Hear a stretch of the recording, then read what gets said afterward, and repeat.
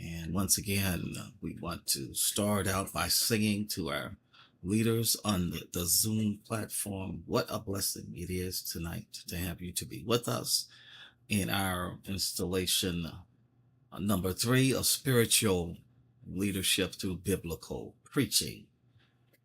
And if you are hearing the replay on Zoom or the Facebook and YouTube platform, we are just grateful that you are with us and you can learn as we all delve into this very interesting topic. This particular series is designed for preachers to help them improve their preaching. This is typically a leadership platform, but for our discussion, it is basically a homiletical study. And it's a special study because it's particularly in the context of the Black church, but the principles we will be talking about can work in any multi-ethnic congregation, a monolithic congregation. So I don't want to codify that this is just something that is to Black preaching. But since that's what I have the experience in, and I don't think there's enough talked about in the textbooks concerning Black preaching, I wanted to make this series specific and contextualize the study. And so basically, we are going to explore these concepts. And the book, T. David Gordon, Why Johnny Can't Preach, the Media Has Shaped the Messenger. I was just reading the book. And when he describes preaching and the state of preaching, and he says that he has not heard all preaching. He hasn't been everywhere. He hasn't been in every denomination. He comes primarily from the Presbyterian background, evangelical background. And so my question would be, I wonder if he ever heard any Black preachers. Has he heard any preaching in the Black church?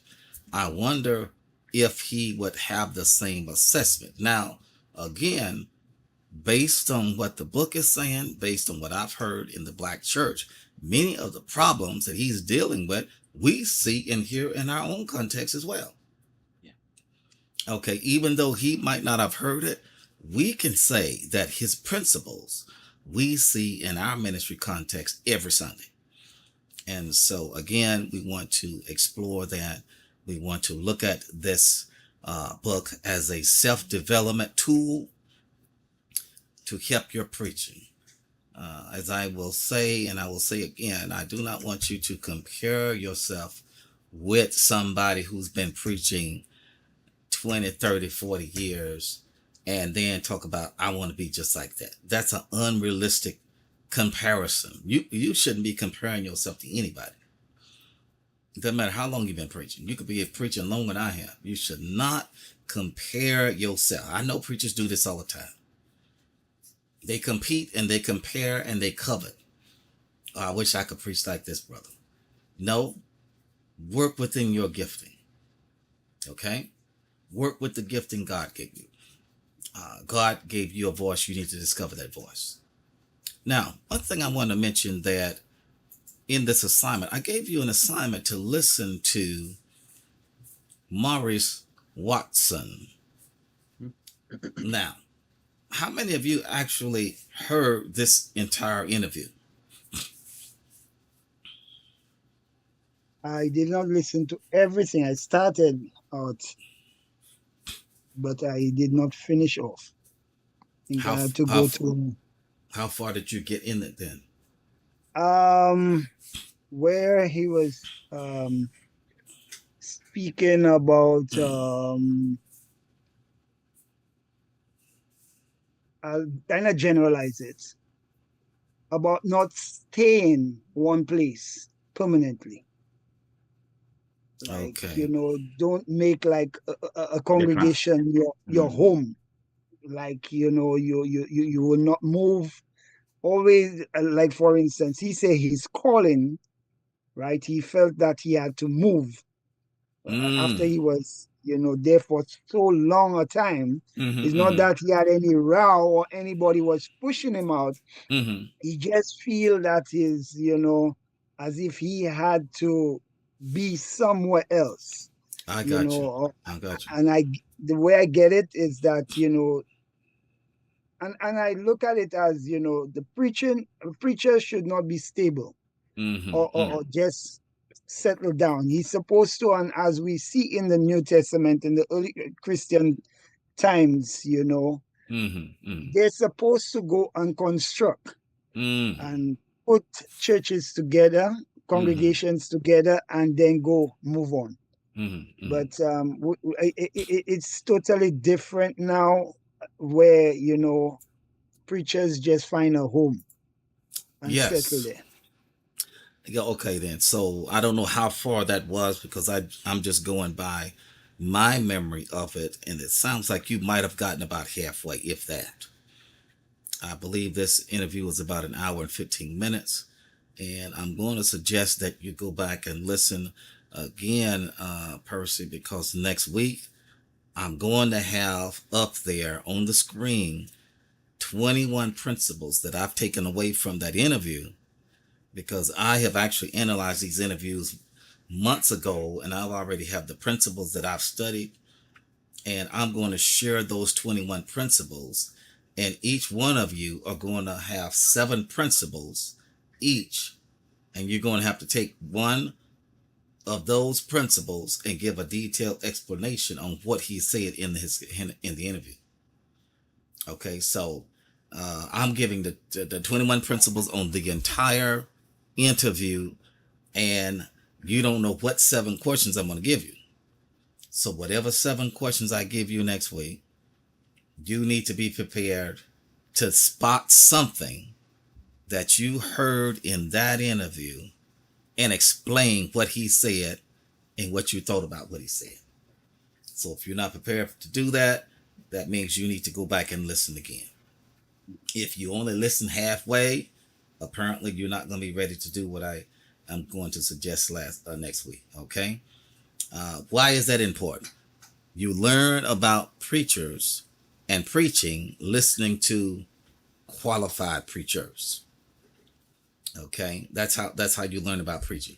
You study how preachers preach in the pulpit to be how to present, but how do you learn about what the life of the minister is about?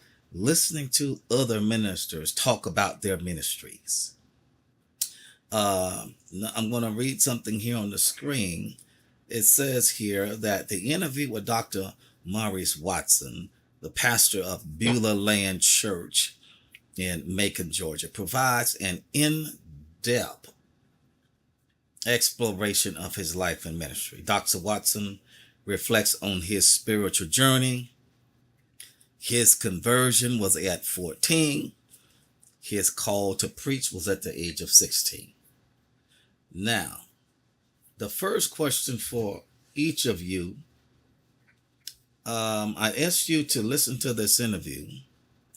I wanted you to listen specifically to discover 3 principles about Dr. Watson's call to the ministry and how that applies to your calling today. That was the first thing that you were supposed to do.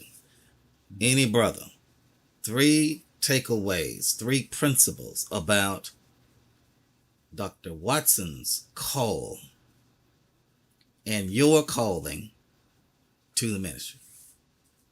That's the first question on the floor tonight. Anybody? Okay, let me chip in. I want to talk about one.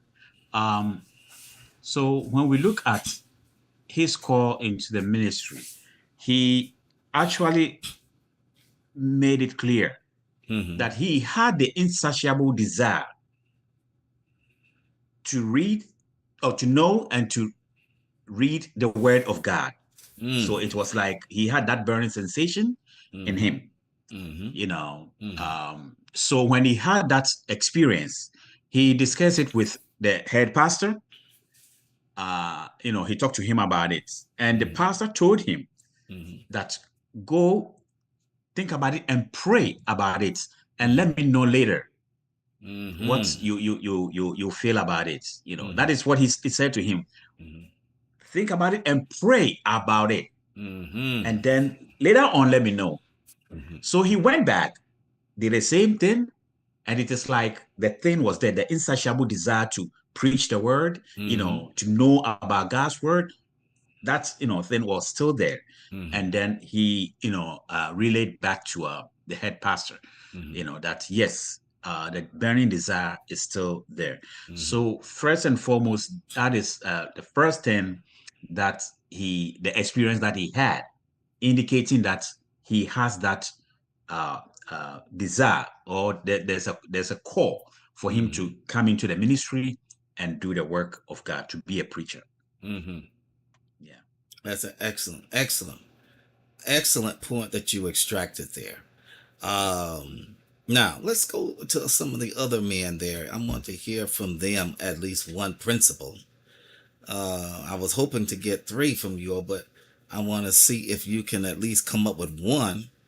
Now, if you have 3, of course, we'll come back to you. But let's start with one principle from any of the other 2 men.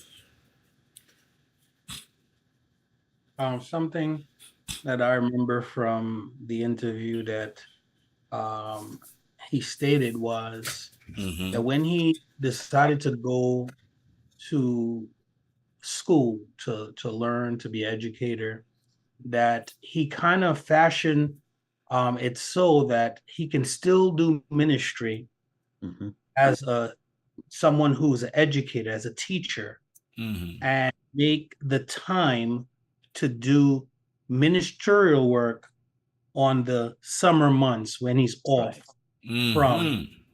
from teaching.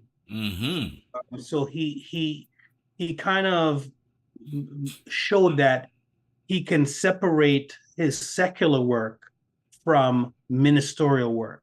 And he's still showing there's a difference, there's an importance, and he liked that he had an opportunity with that type of work to have 2 months free, dedicate everything to God. And that was something I thought was very, very admirable, and for him to see the positives of what work he was doing. He also mentioned that another thing that he said, it was just one of the takeaways.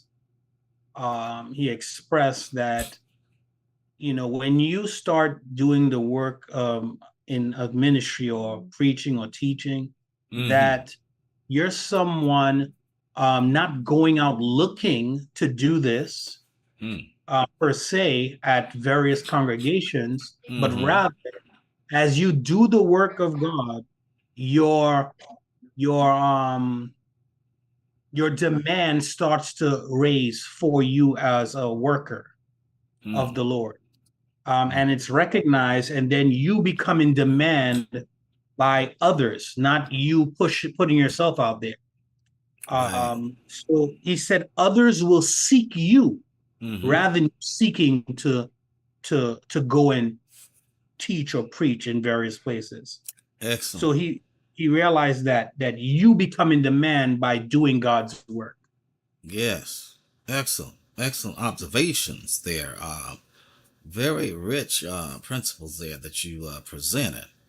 Brother Percy, what did you extract from the interview concerning the call?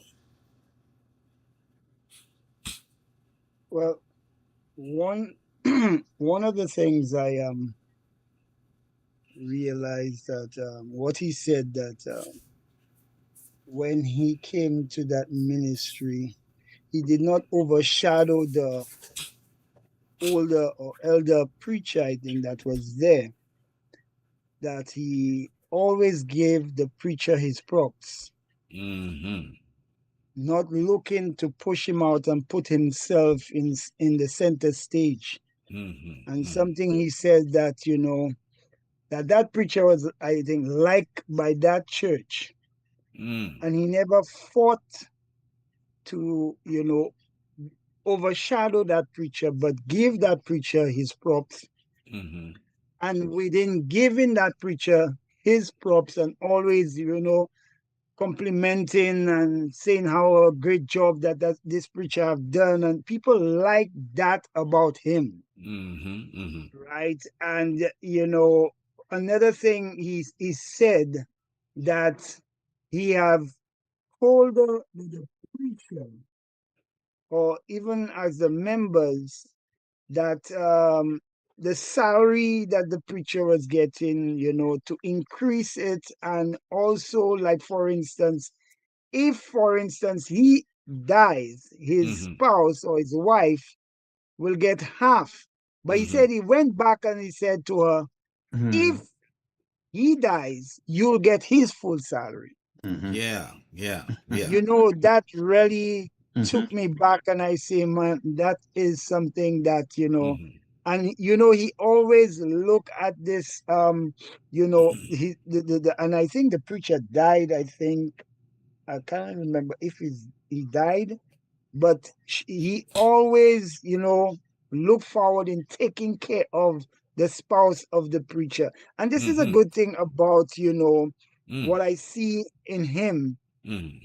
that sometimes maybe a younger preacher or more experienced may come around and just want to just get the spotlight. You take the Mm-hmm. back seat and, try to cut hair, try to do this there, try to overshow, run Mm-hmm. over what you have already instituted, instead of looking at it and try to make a little improvement or a little Twitter, or they Mm-hmm. just try to eradicate everything. But he Mm-hmm. did not do that. Yeah. Good point. He tried to, get himself in and let the tide roll, so to Yeah. speak. Yeah. And Yeah. because sometimes when you shock a congregation, you have some discomfort. Mm-hmm. But Mm-hmm. he came in and ride with Mm-hmm. the whole thing, Mm-hmm. and then implement slowly but surely. And the congregation, really fit with him, really liked him, for all that he have done, and in the congregation, and to in even build up the congregation in numbers, so to speak, also. Mm-hmm. And Mm-hmm. this is one of the things I really admire and really look at as, an improvement in, where you see a preacher is concerned, not Mm-hmm. seeing himself, but Mm-hmm. seeing the bigger picture, which is the people that he's leading.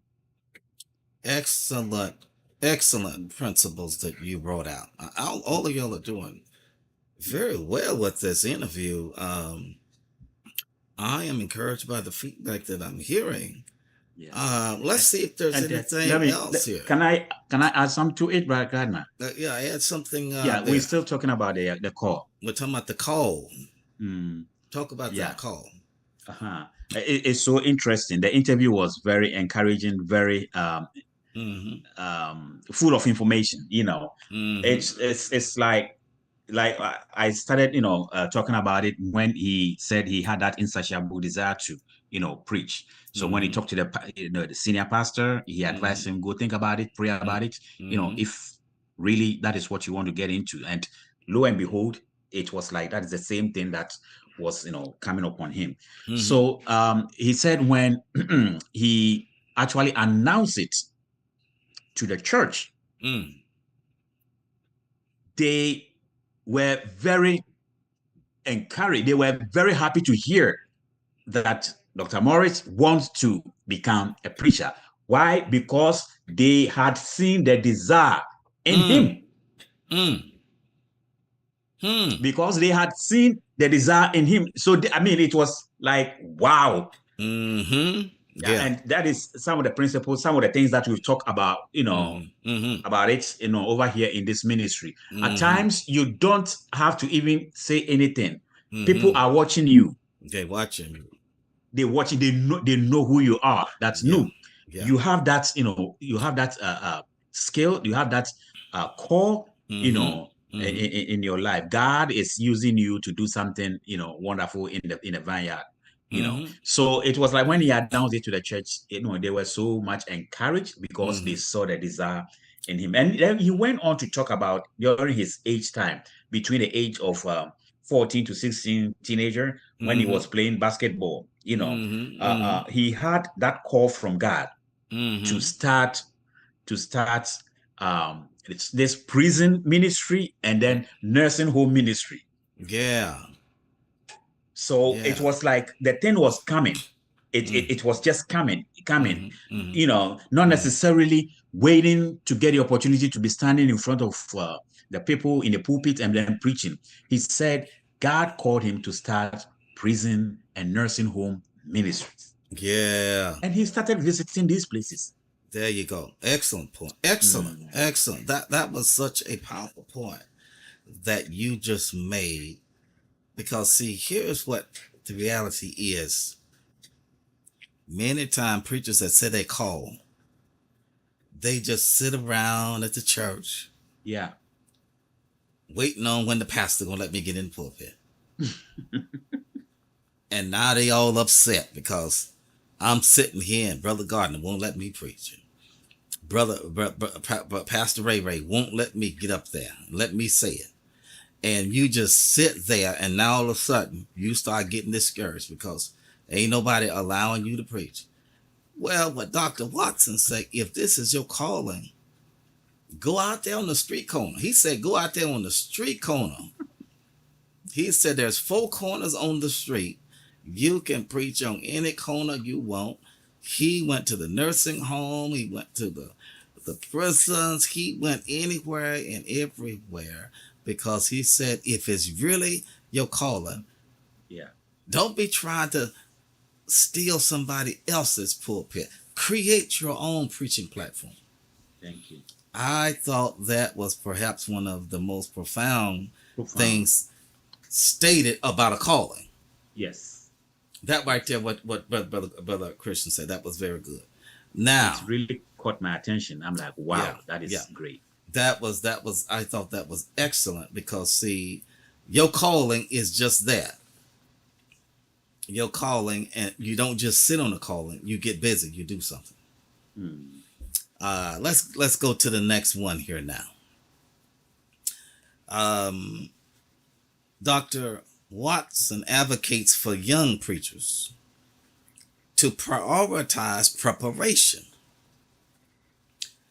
both in the theological education and then their personal devotion, while also seizing opportunities for ministry beyond the traditional setting. And we kind of talked about this a little bit, at least on that traditional setting. But now I want you to do the following. We're going to talk now about principles concerning sermon preparation and also theological training for the ministers.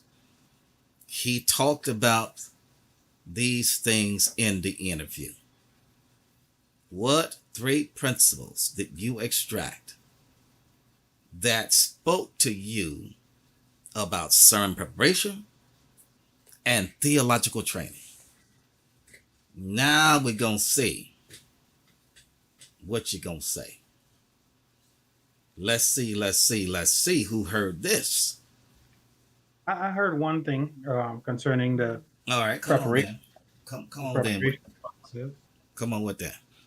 Yes, I know he did mention as he was, again, he was going into the area of education.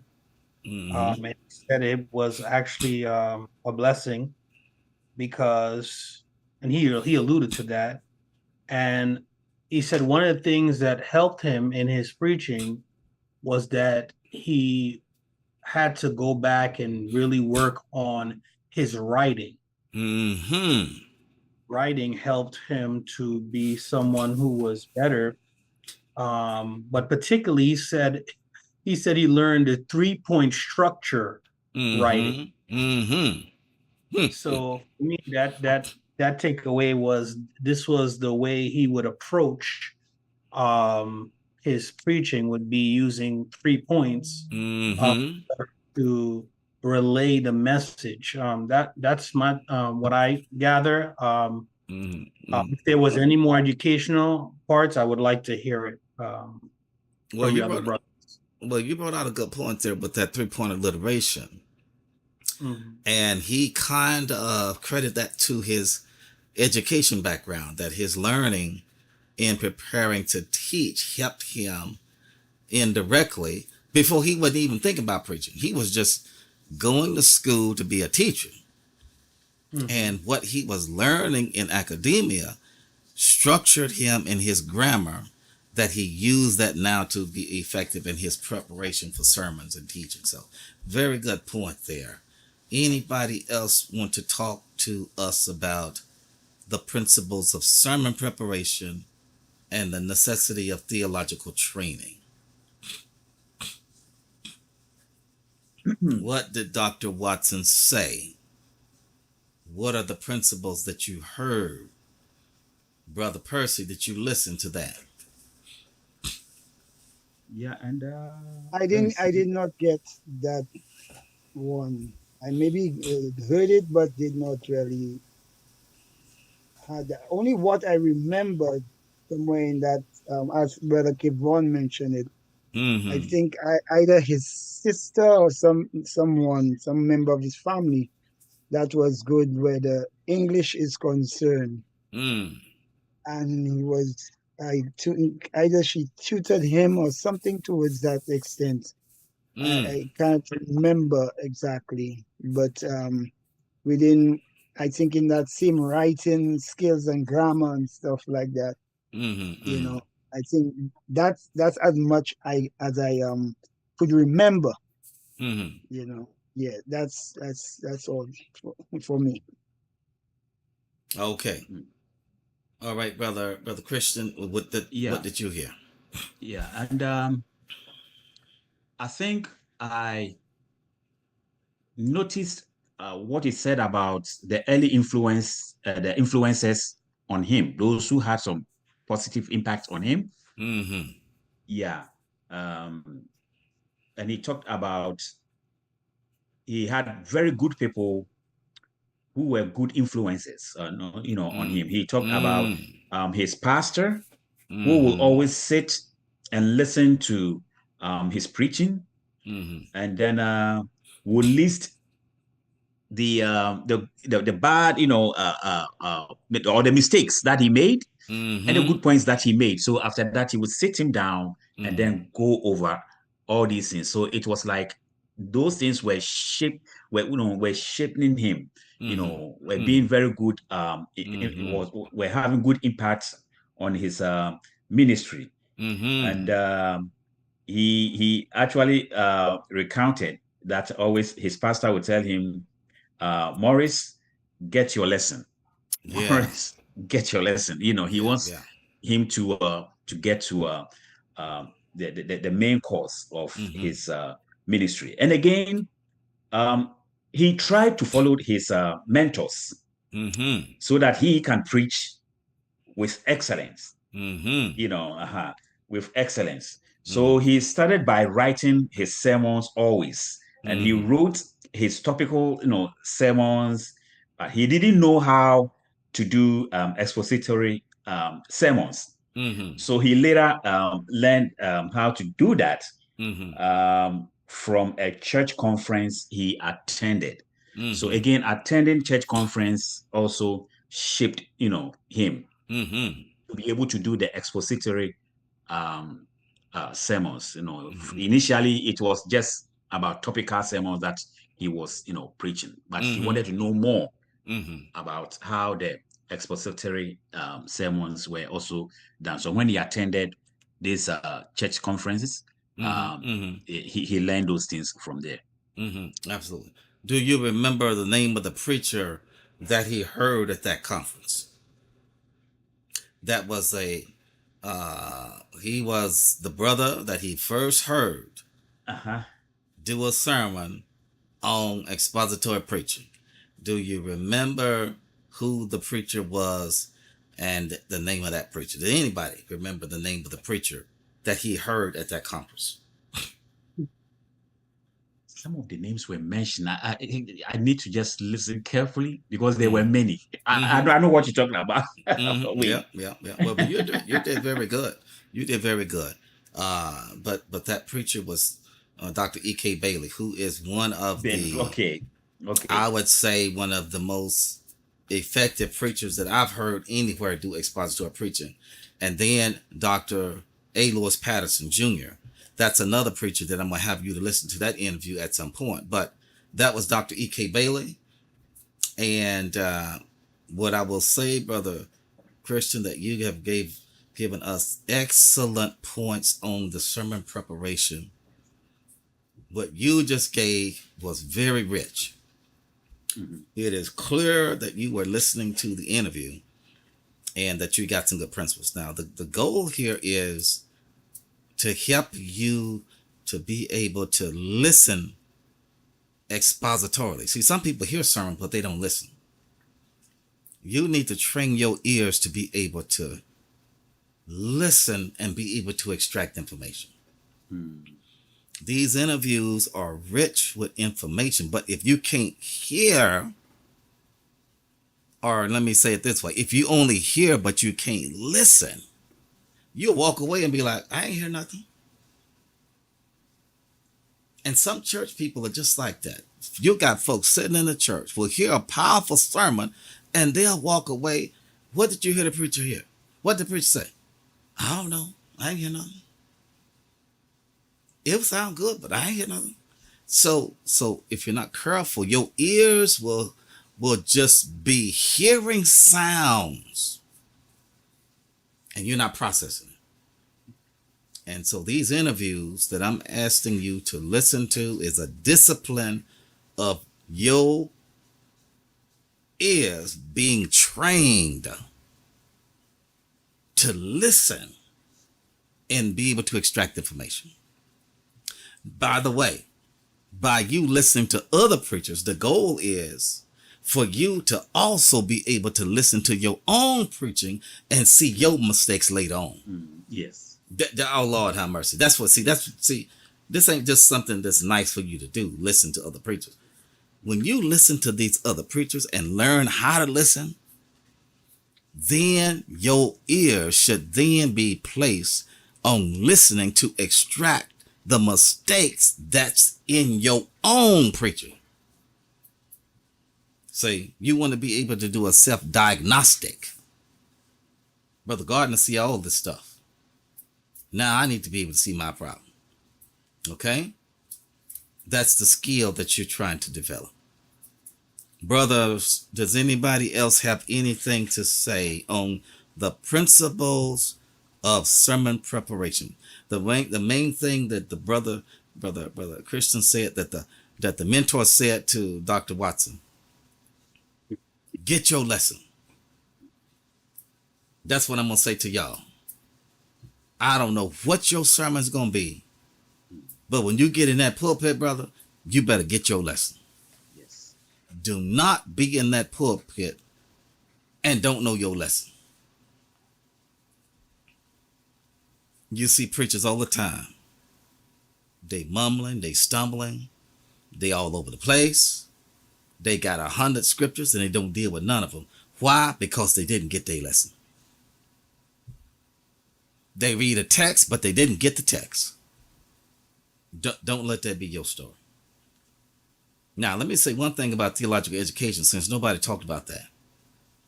Dr. Watson said, you don't go to seminary to get a gift. God already gave you a gift. You go to seminary so seminary can sharpen your gift. Yes. Do you remember that? That was very profound. Yes. Do you remember that? Very profound. Mm-hmm. You all are not probably, now I could be wrong. Some of y'all might surprise me and go to seminary. So I'm not going to say that you will not go. But let me just say this. If you do not go, there is no excuse for you to be well read so that you work to sharpen your gift. Now, if you don't want to go and spend $100,000, I get that. But there is absolutely no excuse for you not to get some kind of theological training. Thank you. Instead of walking around being another ignorant preacher that don't know the Bible and don't know how to effectively study the Bible. We got too many preachers out here that are just that, cornfield preachers. They got their King James Version Bible. That's the only book they got in their library. They're not doing no kind of training. They're not doing no kind of institutional learning. They are content being ignorant, and the whole congregation sees that their preaching suffers because of a lack of theological education.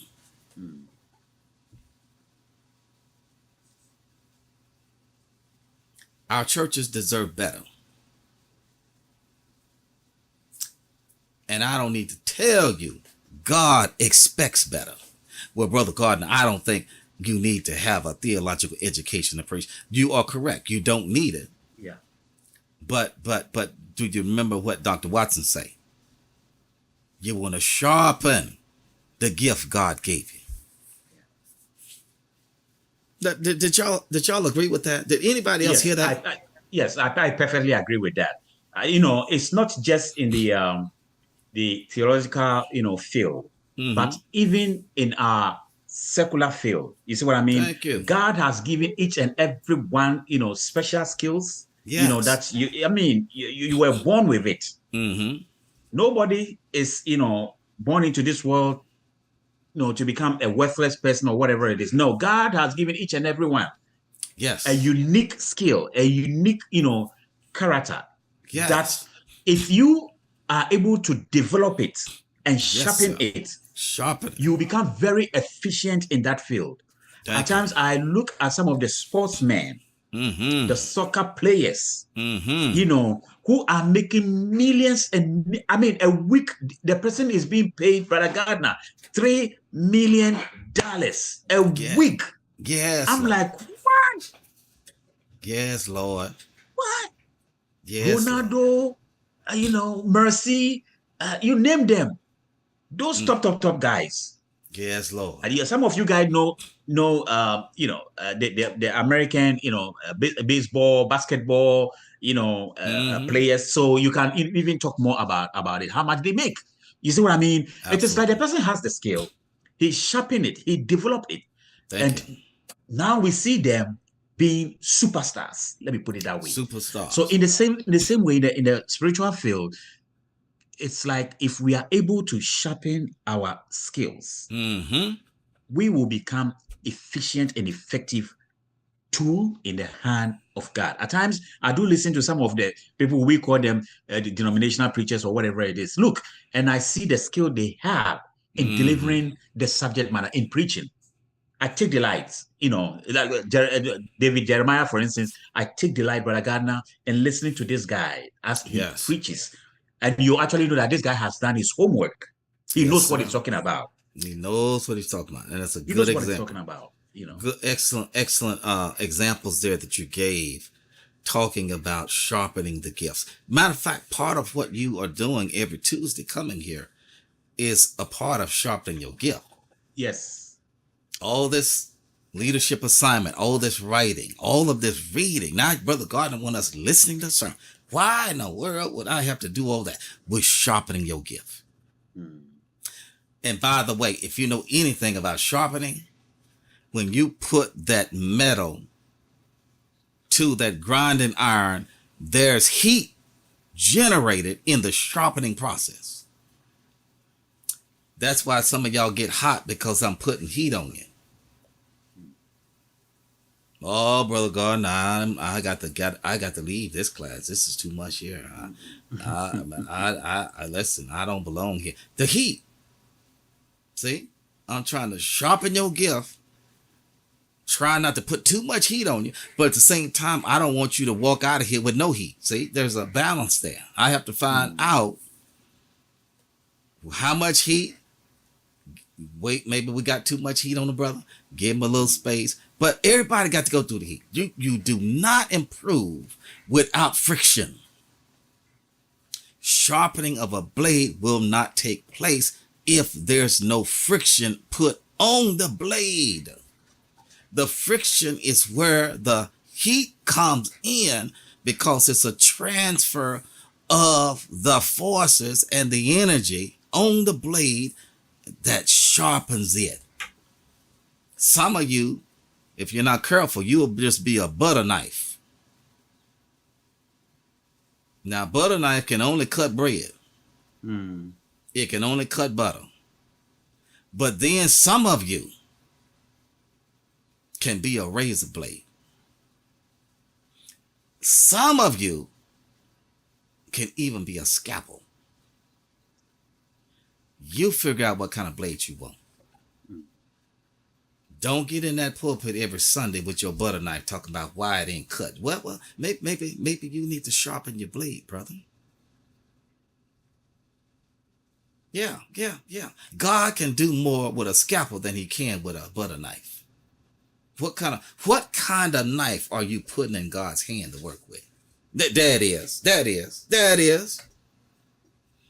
God wants to operate on the hearts of the people.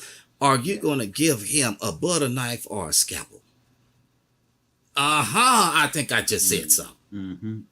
What kind of knife are you putting in God's hand to work with, to work on the operation of the hearts of his people? That is.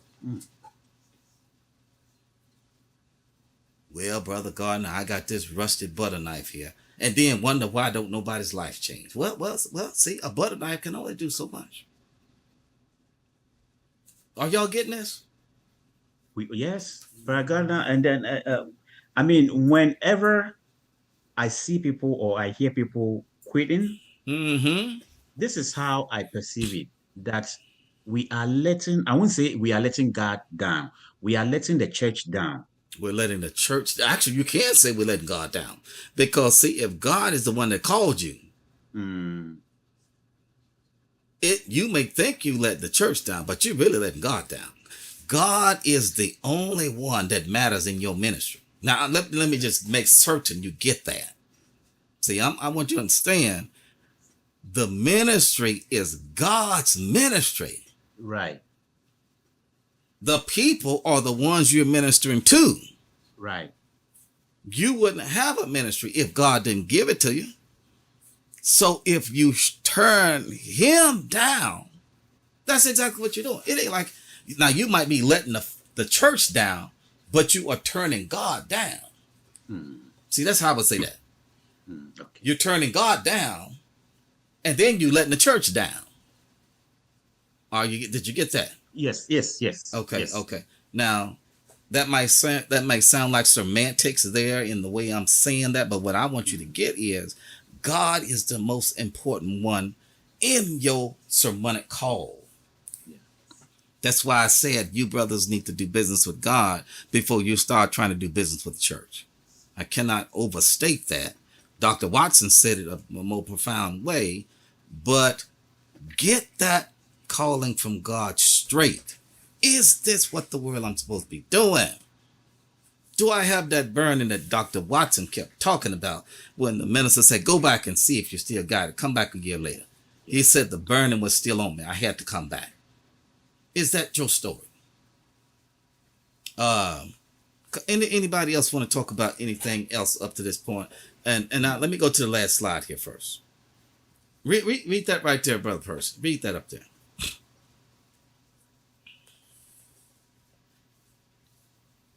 Read that.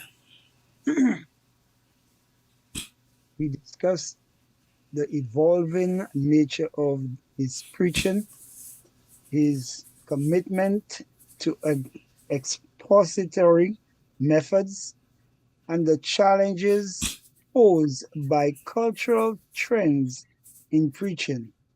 He underscores the necessity of biblical faithfulness over popularity and the importance of crafting messages that nurture spiritual growth. Now, Brother Percy, and for the rest of you, read that last question and answer that question. Every one of you will have to answer this question. Read the question, and when you are ready, I want you to give one most important principle that resonated with you, and why. More important, the why. Not just what, why. Okay? And you can talk about anything else we've already said, or you can talk about something else. It's up to you now. It was your interview. Some of you need to go back and listen again. I can tell that. Okay? And then come next week, because we're going to have 21 principles. See? I'm going to tell you what I see now. And then I'm going to put it on your lap, and I'm going to see if you can figure out what the world I'm talking about and what did he say, or am I just making stuff up? Maybe I'm making stuff up. So you got to say, Brother Gardner, I don't remember hearing this. Did he really say that, or whatever? Okay. But meanwhile, this is a very simple question. So let's talk to some of these preachers here. What was that important takeaway from this hour and 15-minute interview with Dr. Maurice Watson? That just resonated with you. It just spoke to you. It just hit you in the lap. Oh, I got that one. In case you don't know what this resonated mean, business.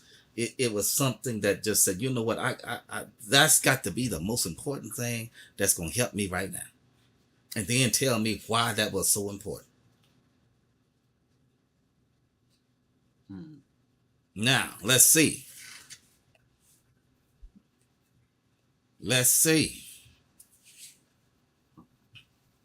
Okay. Well, as I told you, I haven't listened to the whole thing, but so far, what really got me is that at a youthful age, at the age of 14, that something started talking to him. Well, not something started talking to him. He started getting that urge that he needs. As he said, that he felt that he had a calling, or he was called, you know. And we have to realize that in our congregations, you know, that young people don't really take much of that interest. I mean, I don't want to be boastful, you know, about it, but I thank God for it, that many people, when I tell them, and they know what like when my son went to, I don't know if how you call it, but it's A level, we call it, the A level up in in the college we have down here, right? That's the last one until you go to the university. Right. And he got the highest in the class, and he got honors. Right? But what he wanted to do first was to go to preaching school. Right. And when I tell people that, people are freaking out. You never hear that from young people. They go and pursue their career first, and then afterwards, they will think about it if they have time. So, you know, he seeked first and foremost the kingdom, rather than his, you know, self, you know, improvement, or, you know, or his career.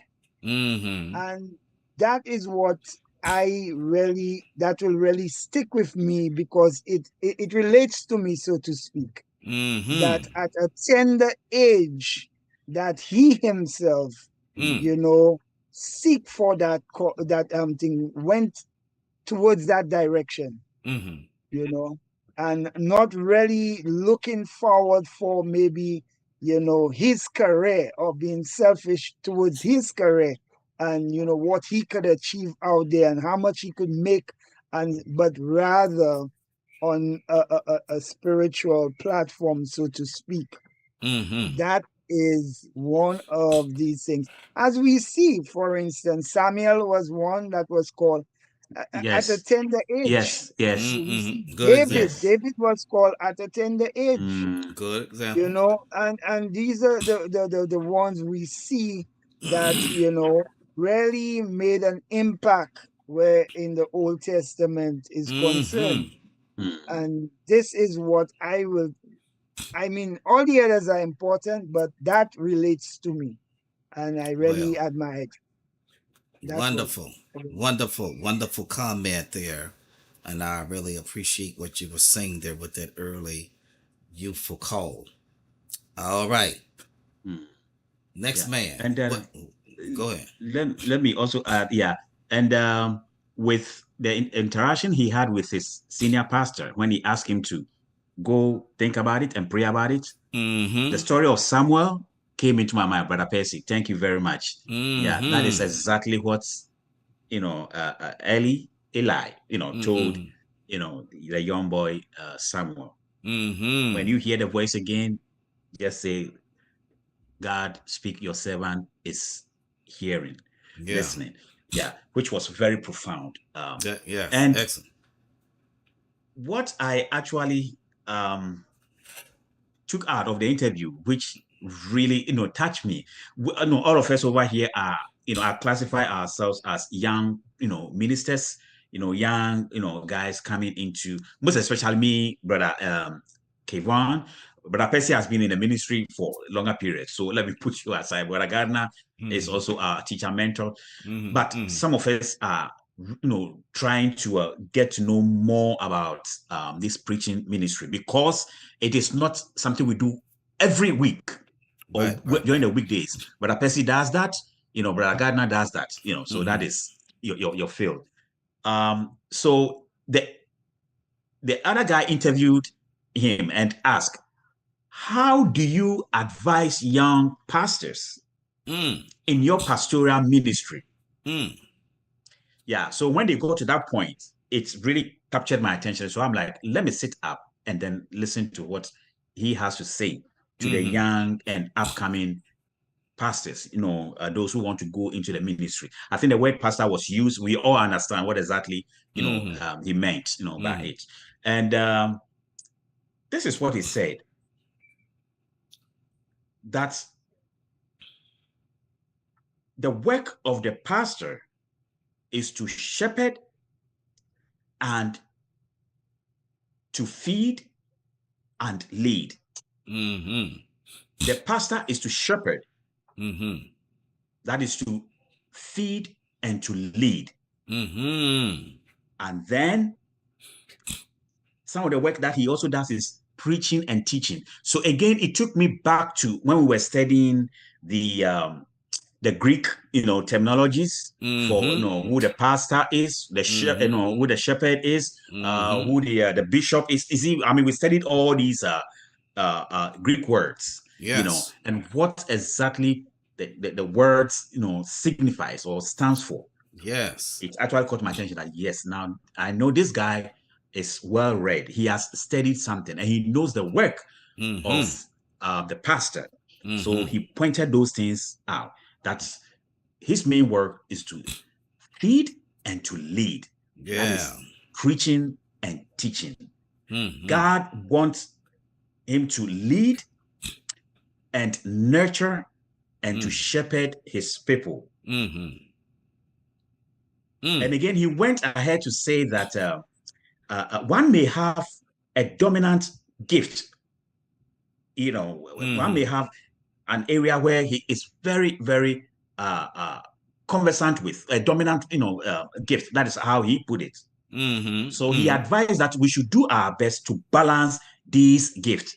Other than that, we Mm. will become again Mm-hmm. lopsidedness came into Mm-hmm. my mind. I'm like, oh, okay, okay. If we Mm-hmm. don't take care and we just lean on the dominant gift, we become Mm-hmm. lopsided, in Yeah. our ministry. But if we are Wow. able to balance it, we'll be Yeah. able to, do this thing and then do it well to bring glory and honor to God. I think that was very profound. Yeah. That was very, very profound, Yeah.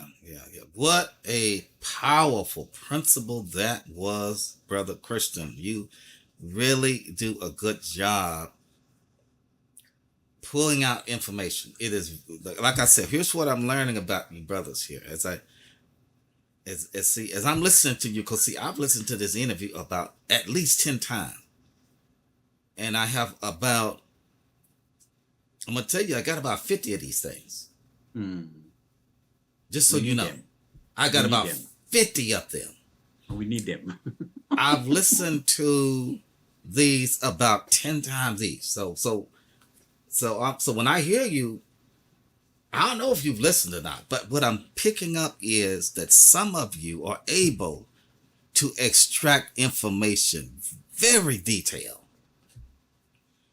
Others can do it a little bit, and some are struggling. See, all of this gets back to that sharpening stuff. It gets back to that, as Gordon would say, you having to develop those skills. He keeps talking about skills. That's why Johnny got Cambridge. Johnny got to work on his skill set.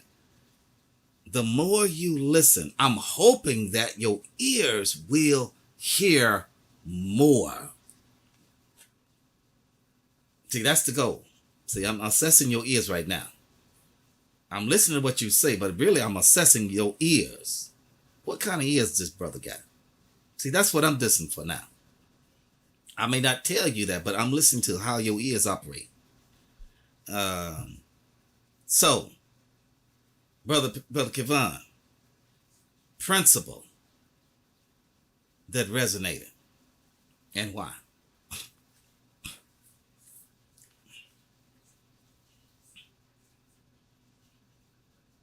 Yeah, I'm trying here to think about a particular principle from what he has expressed. Now, in regard, I'm going to read the slide again. It says he discussed the evolving nature of his preaching, his commitment to expository methods, and the challenges posed by cultural trends in preaching.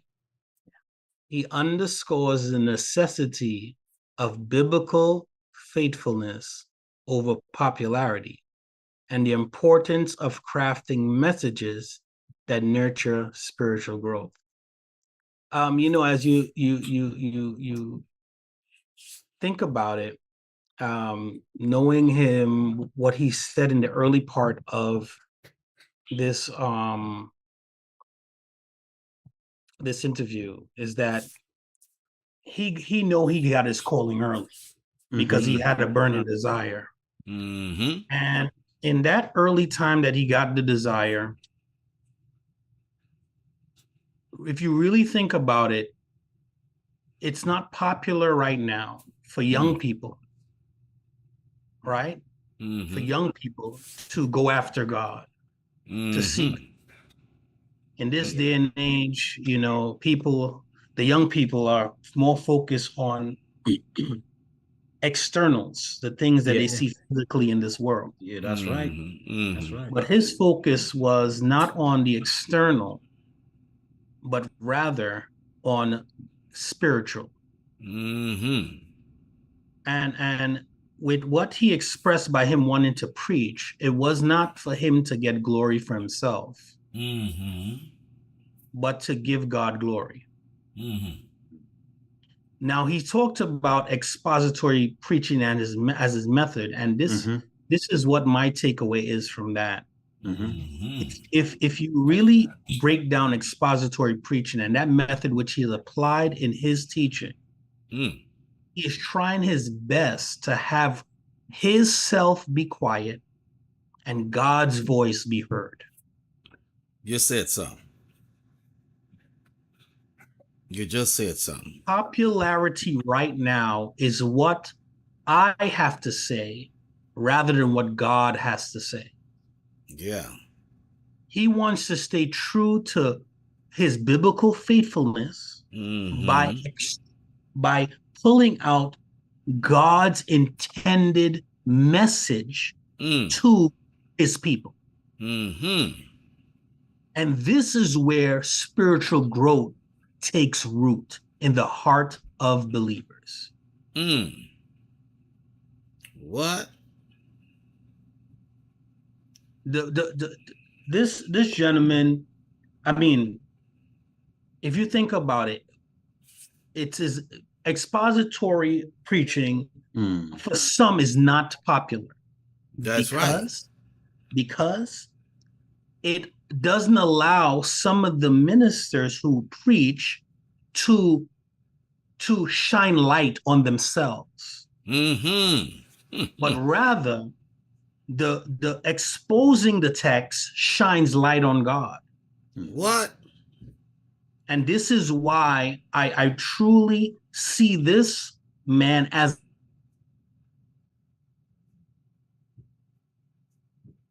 what happened? I think he froze. Oh yeah, he's frozen. Oh, see, we're gonna blame that on the devil.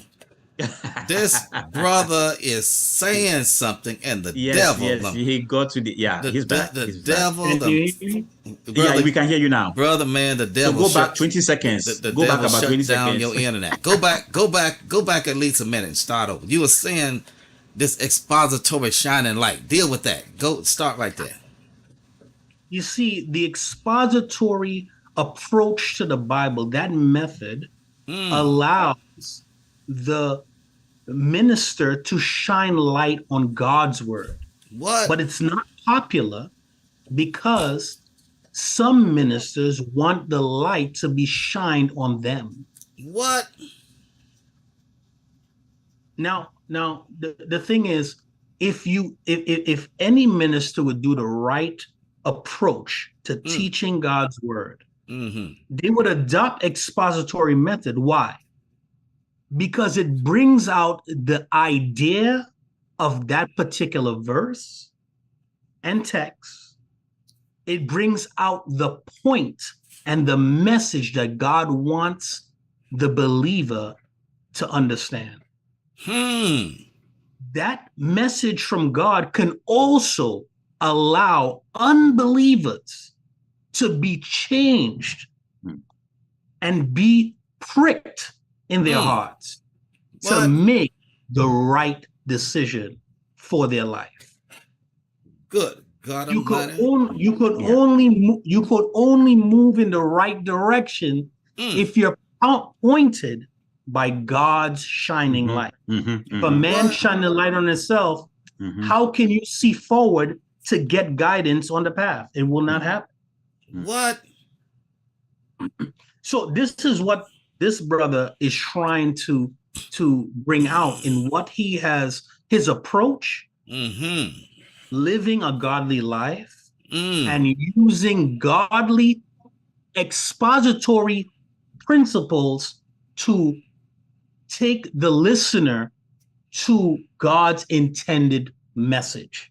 And this is what he's trying to show here in crafting an important word from God to the hearer. Brother, man, I'm tempted to bring out my money right now. keep it where it is, man. I am tempted. I am tempted to go in the bank, but y'all told me not to go in the bank. Brother, brother man. All I'm gonna say is excellent. Each one of you pulled out so much good information. I really look forward to next week, because now, brother Percy, now you have got to go back and you've got to catch up and listen. Not halfway, all the way. I told the brothers, and I'm going to tell you again, you need to listen to these videos 1, 2, and 3 times, because every time you listen, you'll be like, oh, I missed that. Oh, I got that little detail there. So when I put those principles on you next week, and I got 21 of them, I'm going to assign each of you 7 principles to read. And then I'm going to see, can you talk about which one of those principles Watson spoke about. And what did he say? Okay. What did he say in the interview that deals with that? And I'm going to see if you actually deal with what he said. 7 principles. Each one of you will have 7. And obviously, they're different, okay? And then what I'm going to do is I'm going to suggest that when I make that recording next week, you should go back through that recording and literally by hand. Now, here's how we're going to work on your writing, Brother Kayvon. I'm going to give you a perfect example. Brother Gardner got an idea of how he's going to help y'all. Because, see, the author here says, because of the media, we're not writing nothing. See, Dr. T. David Gordon said, our problem is we don't write. So Brother Gardner said, you know what? I have to come up with a solution for that. So here's what my solution is. When I give these 21 principles on the screen that y'all gonna be looking at and dealing with, do you know what you're gonna do when you go back and record and listen to this recording again? You're gonna get out your sanctified notepad and you're gonna by hand write out every last one of those 21 principles, and you're gonna look at every word closely. Oh, Lord have mercy, Brother Gardner. That's too much sharpening the iron for me. Well, now you said you wanted your gift to get sharpened in your grammar. How you going to practice your writing if you don't write? So guess what? Get your sanctified pen out. Get your pad ready. You're going to stop the recording, and I'm going to write down principle 1. I'm writing down principle 2. In my sanctified notepad. Principle number 3. Watson said, bam. Until you get down to all 21, and then you're just going to look at them and study them and get them, sink them in your head like John 3:16. Sink them in your head. That's a way to improve your writing. Brother Christian, here's what I'm going to do next week, because Brother Gardner had y'all do this good exercise and y'all got happy, and I did too, that we done used up all your time. Okay, so here's what we're going to do next week. Next week,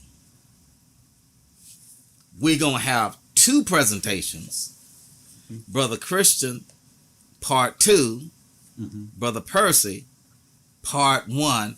And next week, all we're going to deal with is the presentations. That's all we're going to deal with next week. That's going to be our anniversary, by the way. 4/29 is our anniversary. Y'all do know that, right? I didn't forget. 4/29. 4/29. I didn't forget. Brother Minister didn't forget. Now watch this. Since I'm going to be going out of town, and 4/29, just so that you know, will be our last class until I get back from my graduation and commencement with the doctoral work and travel here and there and all of that. Okay, once the commencement is over with, when I get back in town, we're going to deal with the 21 principles. So I'm going to give y'all a whole lot of time to re-listen. Brother Percy, if you hadn't listened to that interview by at least 5 times by the time I get back, that's your fault. If you talk about I just got halfway by then, I'm gonna talk about you. Okay, so you should, so you should have listened to this man tell it well, and then we're gonna do 21 principles, and I'm going to just basically put it out there. And guess who's gonna teach that class? Y'all gonna be teaching that class. Those 21 principles. Y'all gonna be pretty much teaching, because y'all gonna be doing the talk. I'm just gonna be putting the questions out there to you. Y'all gonna be leading that discussion between the 3 of you. That's gonna be the summation of the entire class. Next week, since it's the last class, since it's the anniversary of the ministry, the students will be making presentations, and y'all will be happy to know that I'll be listening more than I'll be doing talking. And that way you'll get the chance to teach, because after 5 years of receiving teaching, you all are more than qualified to teach. I don't know, Brother God. I don't know how I'll be teaching. And I'm one of those doctoral students always looking to learn, and I can learn from you because you have more wisdom than you realize. Okay? So I look forward to learning from you next week. Go ahead, Brother Kiban. I appreciate your trust in us, but I just want to say, particularly for me, you say teaching. I don't know, brother. I can't even listen well, and you want me to be. No, it's a skill you just have to polish. But see, here's what I'm noticing though. Mm-hmm. You remember do you remember what Watson says? He said some preachers have a dominant gift. Yes. Mm-hmm. Mm-hmm. Some of y'all have a dominant gift of speaking. Mm-hmm. Others have a dominant gift of listening and thinking. Mm-hmm. I think I just said something. You just said something. Some of you have a dominant gift of writing. Mm-hmm. Others of you have a dominant gift of speaking, and your writing is your problem. Mm-hmm. So guess what Watson say? You got to find a way to balance out your gift set. Yeah. Mm-hmm. Well, don't be talking about I'm a strong speaker, so I'm just going to concentrate on my speaking. No, you've got to balance your skill set out. You can't have a toolbox that there's only one tool in there you really know how to use well, and the rest of the tools you only pick up only when you have to, and you done forgot how to use the tool in the first place. Why is it even in the toolbox? You can a toolbox full of tools and don't use but one tool. That's something wrong with you. So a master craftsman, and a lot of you brothers have these master skills. A master craftsman is a brother that has mastered how to use all the tools to their fullest capacity. There you go. Hello. Now you see why you got to work on your set. And be glad that God is patient with us as we work on our gift set. Ain't nobody arrived up in here. Brother Gardner hadn't arrived, and he's the teacher. He got work to do. He got gifts to still work on. The doctor got to get his stuff cleaned up. He got to go back and revisit. He's still working on his speaking gift. He's still working on his exegetical parsing gifts. He's still working on the languages. I'm just working on it at a different level, but you are still working just like me. We in this together. Mm-hmm. Does that make sense?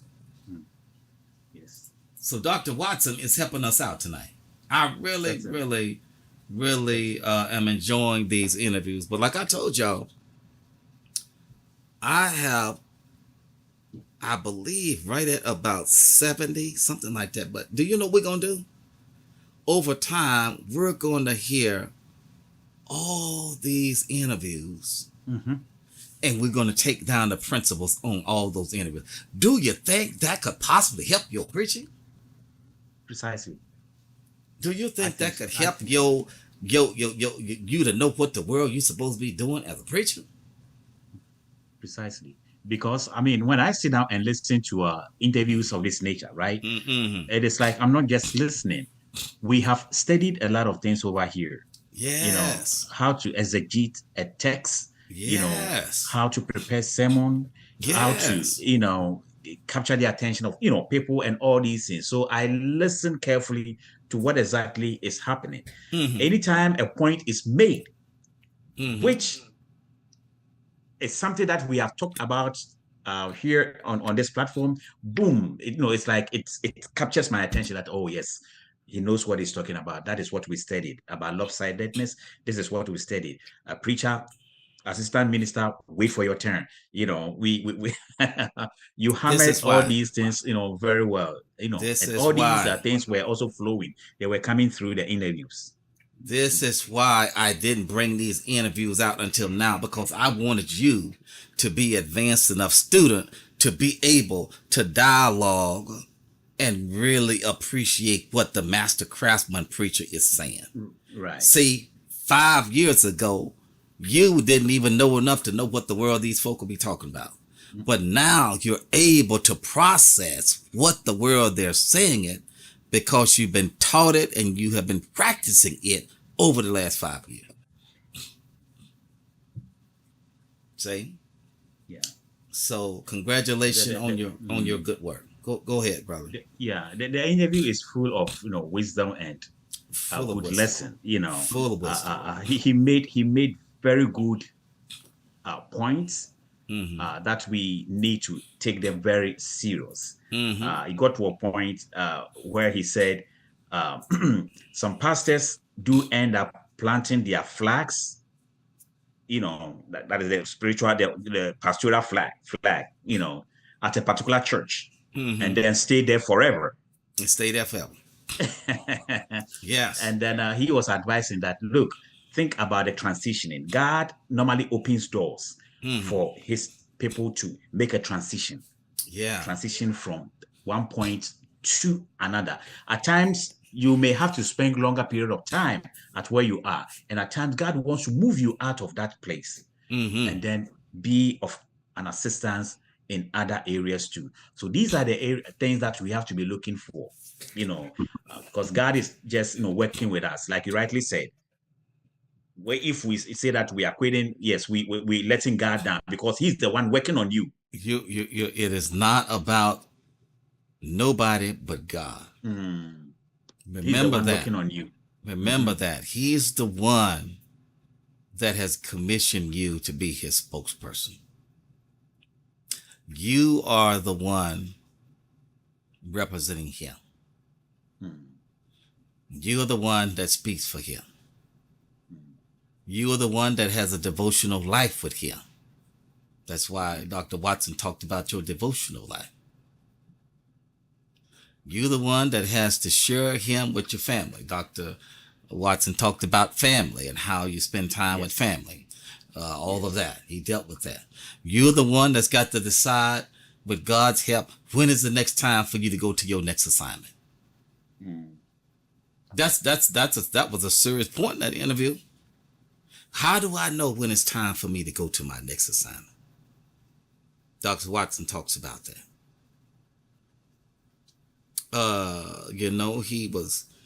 He sat down and he talked it over with his family. You remember that? He asked his daughters and his wife about, is it time for us to move?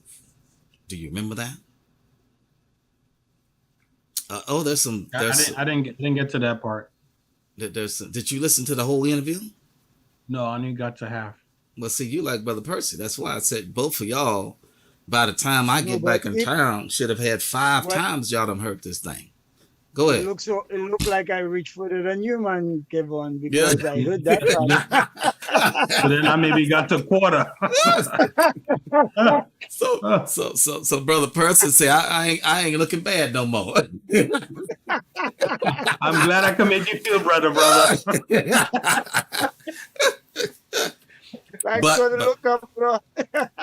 But remember now, this is actually one of those things where I'll give you an example. Since some of y'all are these high-tech preachers, well, maybe I won't give you an example. I'll just leave it. I'll leave it like this. I don't want to make it complicated. What I'm going to just say is what I said. Come next week ready to hear 2 presentations. We're going to get back to Johnny King Preach next week. Chapter 1, and then Brother Percy is what chapter you, Percy? Chapter 4. Chapter 4. Okay? Percy's first time, Christian's second time. That's all we're going to deal with. when I get back in town in 3 weeks, 21 principles. Dr. Maurice Watson, y'all should have listened to that video. I don't want to hear nothing about this half stuff or quarter stuff. I don't want to hear that. I want to hear you engage with the material, the show, you put your time in, and that you can actually listen and process information. Are we all together or not? Precisely.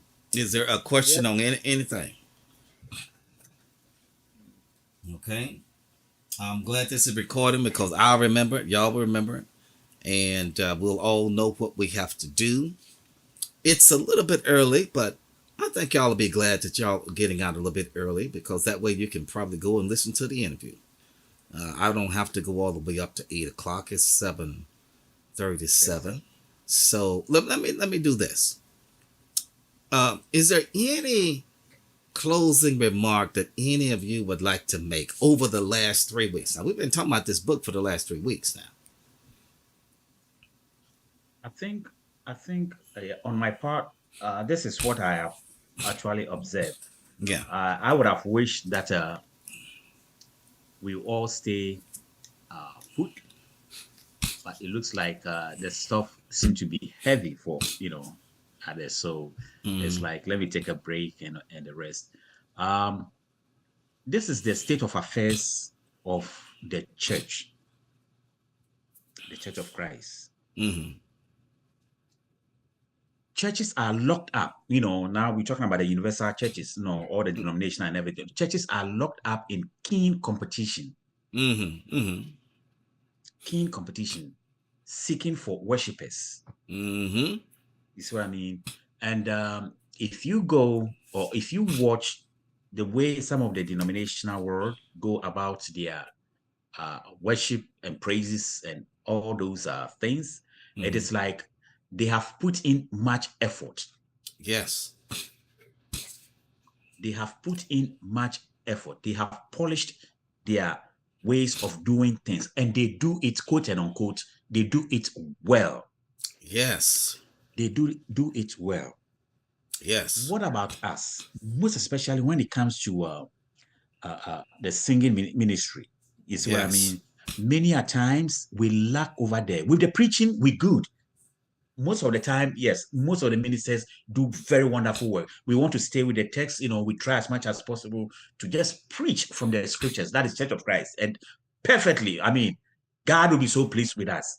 But when it comes to other areas, that is where we may be, slagging behind. Yes. And that is one of the main reasons why the youth, the youngsters are drifting away, going into the worldly, the denominational, churches. Or the denominational churches are growing up, in the, tremendous Well ways. said.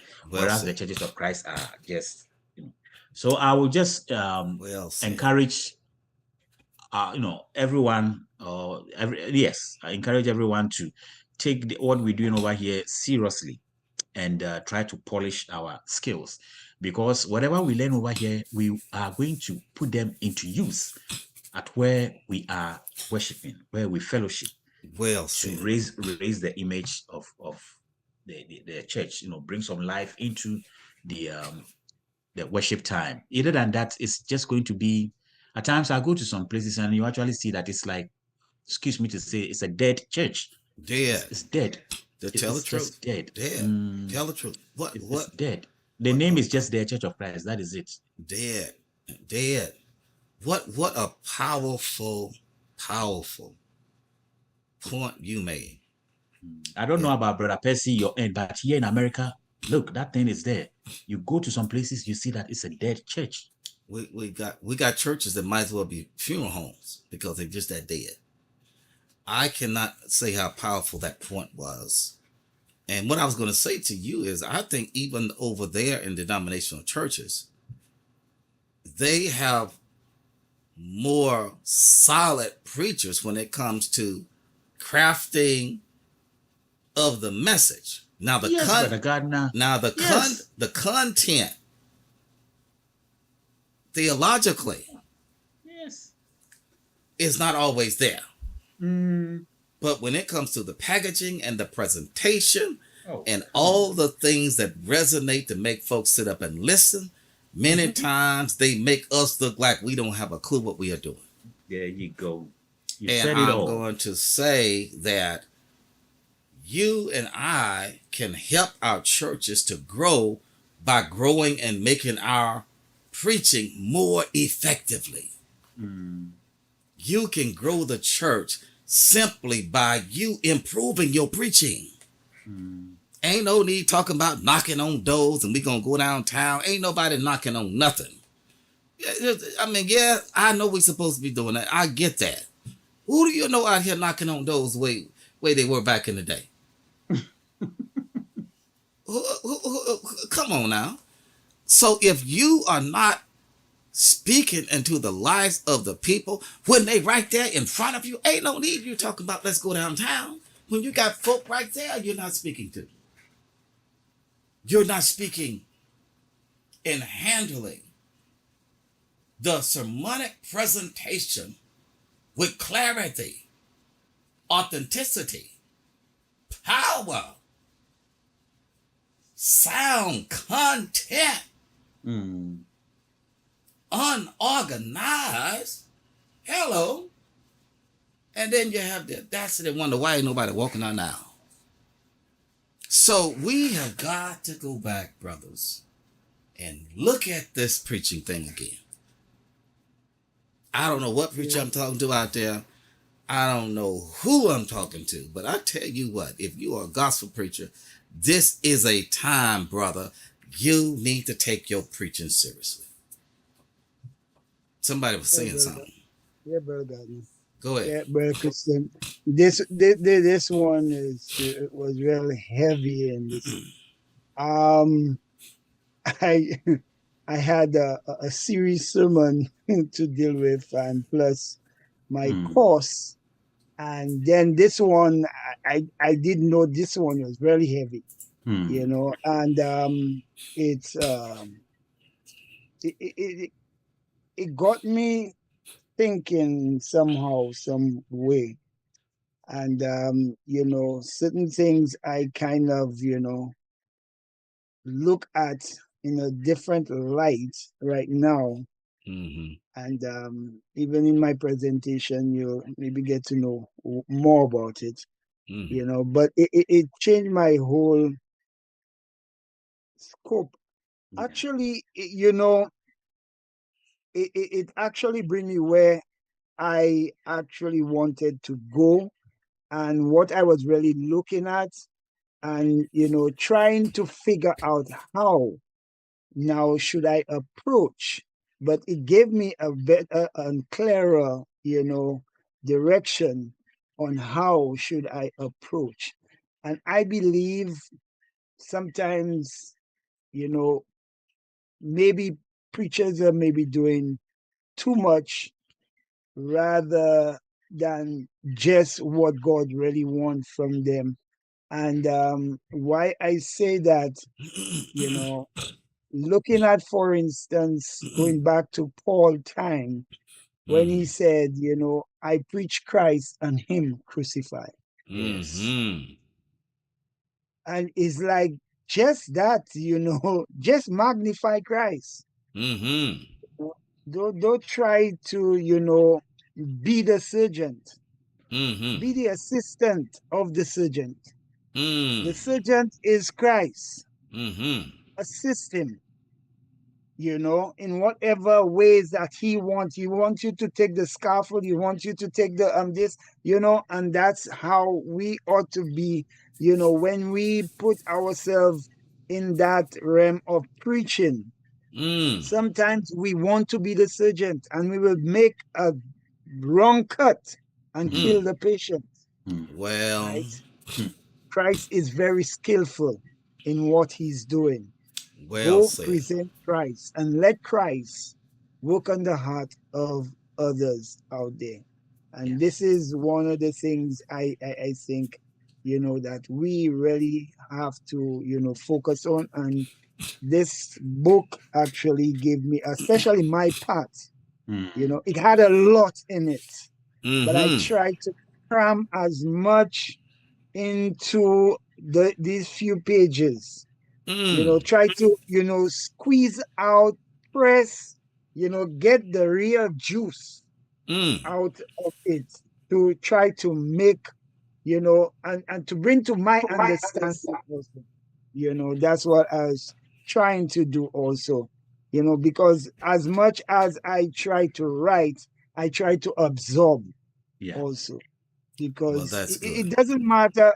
It is, you could be skilled in maybe in an area like writing or whatever, but what Mm. did you really absorb from what you are writing? There you go. Some writers put themselves in, the script, so Mm-hmm. to speak, so Mm. that they could really experience what they're writing. Mm-hmm. Mm. And I try to get into my writing and try to, really focus and, try to really get the message and Well how to said. approach the whole thing. And Well said. it is good, I Well must say. said. It Well is, said. and I will not tell you it's easy. It ain't supposed to be This is easy. new for me. This Someone isn't. who have never had a background of, some, have been raised up in the church, never had that. I came out from that sinful life, and, Mm-hmm. used to do my partying and all these sorts of things out there in the world, till I, Mm-hmm. first and foremost, said to myself, hey, Mm. there's something bigger in life, Mm. and I cannot see it. Mm. And I got married and I started scaling down the world. I wasn't a Christian yet, but my Mm-hmm. wife and I, we start shedding out the world. Mm. And when the word was brought to us, Mm-hmm. we accepted it. And that is where we start off. I'm Beautiful. not saying I did not falter or anything like that, but Mm-hmm. God, I believe God has something for me. I Mm-hmm. put myself like a Moses, so to speak. Mm-hmm. I didn't look for it, but it came to me, What? as if God puts you in some direction and you Mm-hmm. cannot understand it yet. And you're Mm-hmm. asking, what do you have for me? But, as Samuel, when Eli tell him, Mm-hmm. when he heard that voice again, say, speak, Lord, thy servant heareth. There you go. And Yeah. that's just where I am right now. Speak, Lord, thy servant heareth. Yeah. I And tell you what, that's heavy. I will make mistakes in my Yeah. writing, but I will never Mm. give up. Mm. I will What? never give it. What? Brother man, y'all are talking tonight. Good God Almighty, good God Almighty. These preachers are talking tonight. All I can say is Peter said, it's good to be here. Gentlemen, this has been very rich as it is every week. I look forward to hearing this replay again. We're going to be putting this out live stream. If you noticed, I have been pushing out these streams more often now because this content is so rich, and I want to give everybody in the social media an opportunity to digest and hear what we're trying to do in this ministry to improve as spiritual leaders through biblical preaching. And we're doing the academic study. This is an academic study. This is one of those seminary classes you didn't sign up for. It just kind of found you. You didn't pay no tuition, but you're paying it in blood, sweat, and tears to do the work. You're sharpening your gift, as Dr. Watson would say. You're doing the work. You wasn't in there at 14, but maybe now you're 50. Whatever it is, do the work. And God will get the honor, the glory, and the praise for whatever he does with all of us. That is our time. We're going to have tonight Brother Christian to close us out in a moment.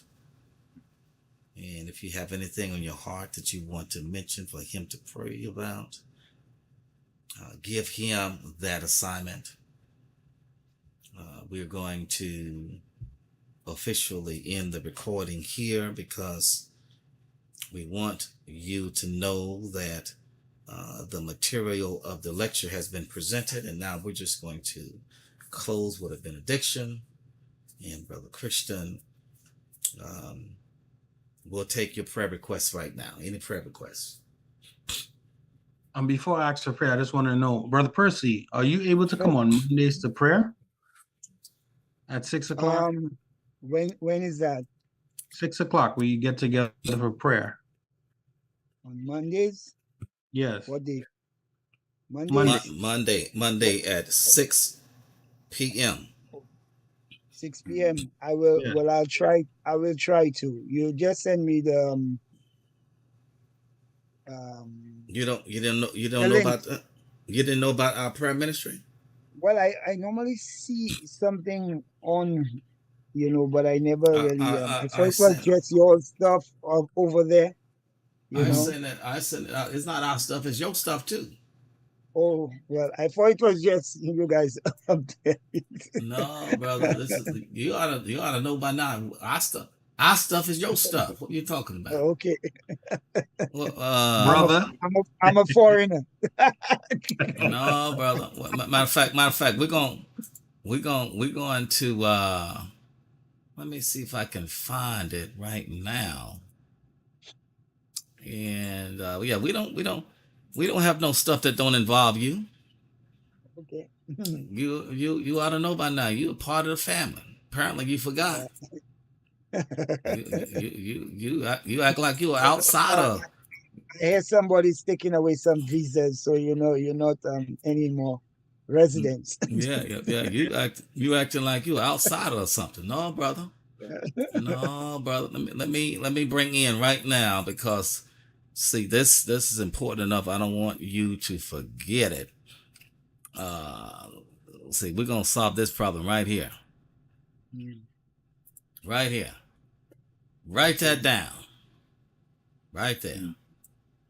We're gonna get this out of the way right now. I'll take a photo of it. Right now.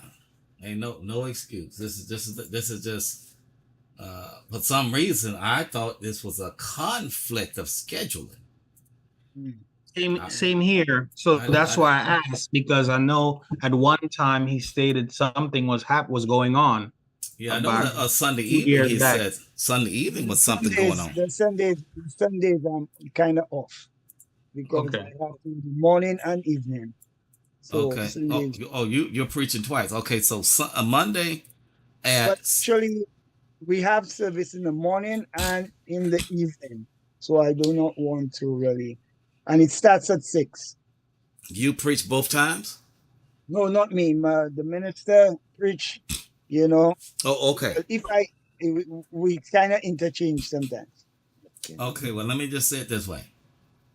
This is where you should be on Monday night at 6 o'clock. Okay. We at week number 218. Okay. This is our prayer to praise ministry. And we need you there praying for your church and everything else that's going on that we have to deal with. You already know about Tuesday night. Yeah. And you already know about Sunday, but you got your own congregation. So we're not going to bother that. But I tell you what, come on in here and start praying, my brother. Come on in here and start praying. Did you get it? Yeah. Okay. All right. Is there anything else we need to tell you about? No, that's it. Well, the time, I know the time now and everything. Yeah. Time has changed. Same time with us. Yeah.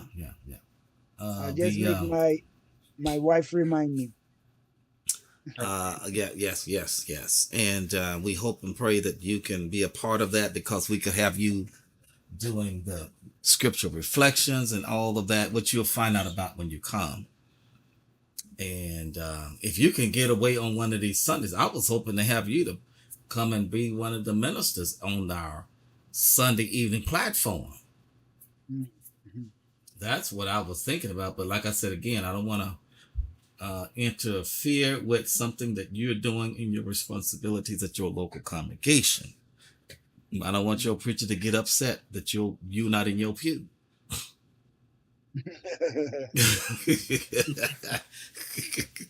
All right. Where's Percy? Yeah, down there with that man, helping man to be man. He's supposed to be down here in St. Lucie. His brother is ran off. I'm upset. So I don't want to start nothing here. But and what time you all start? At 5, 6? What time? 5. But you want to be there at 4:30 because see we have fellowshipping and preparation. Okay. Say you come at 4:30 on the evenings because that gives us time to who gonna do what, this, and we kind of fellowship a little bit like we're doing now right before church. You know how before church brothers get together and plan what the world they're gonna do. Okay. That helps us, even though it's already planned. It helps us to get together and make certain that we're all clear on what we're supposed to be doing. That's basically. And when I send out these slides every week, I send them and your name is in there. So you see the slides with all the services and the songs and all of that stuff. Yeah, I see. So that's not just for these men, that's for whosoever will let him come. Okay. Yeah, give us a visit. Give it a visit, brother. Okay. One day I will surprise you guys. Okay. All right. Okay. Mm. We'll look forward to that. Well, gentlemen, again, you have